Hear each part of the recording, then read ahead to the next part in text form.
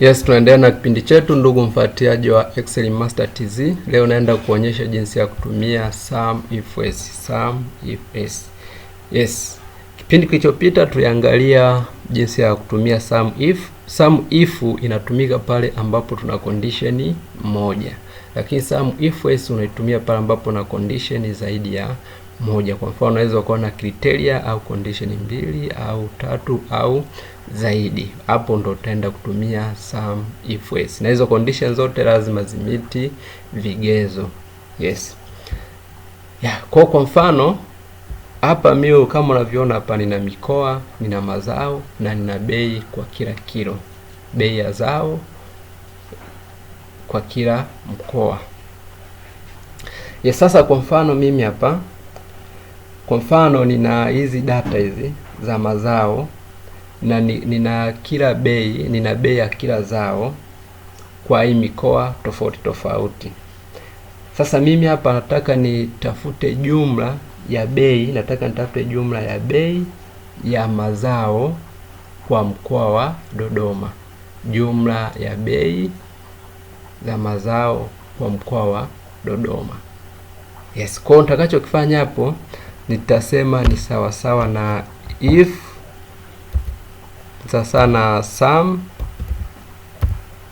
if s, sasa na sum if s, then nakuja sasa kwenye range yangu hapa, sababu hivi vitu ndio nataka hapa, ndio nataka nifanye summation ya hizi values zilizoko sum ya hizi hapa hivi koma, na kuja kwenye hiyo ni range yangu ya kwanza, na kuja kwenye range yangu ya pili ya mkoa ambao mkoa wa Dodoma koma, kwenye range yangu na kuja naangalia kwenye mkoa wa Dodoma, kwenye hii mikoa hii nataka nije ni criteria yangu ni mkoa wa Dodoma koma, naenda tena kwenye range ya mazao na highlight range ya mazao kama kawaida, na highlight range ya mazao koma.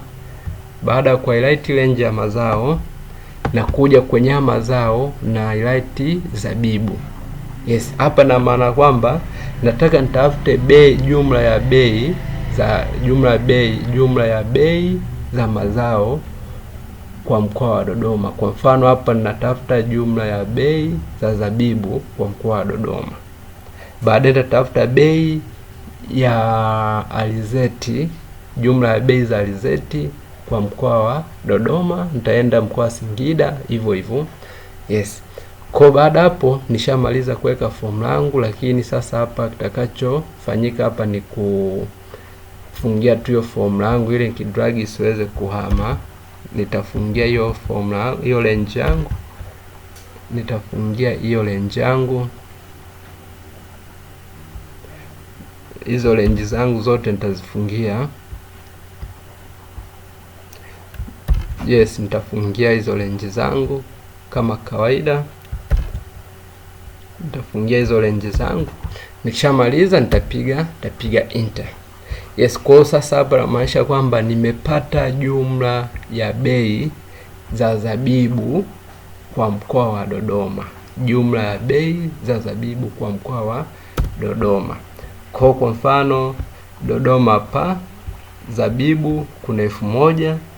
Nikija tena zabibu Dodoma kuna 1000 tena nyingine hapa 1100, kwa jumla inakuwa 2100.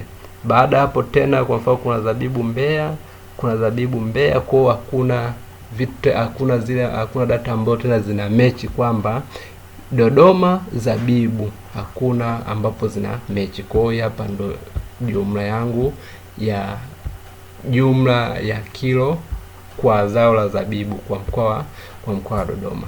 Yes, kwa baada hapo ili nipate jumla ya bei za alizeti kwa Singida, jumla ya bei ya mchele kwa Mbeya, jumla ya bei ya mchele kwa Songwe, jumla ya mchikichi kwa Pwani. Kwa naweza karudia formula ile ile kwenye range yangu. Sasa badala ya click kwenye Dodoma na mazao kwenye zile criteria, nitaklik kwenye Singida na alizeti.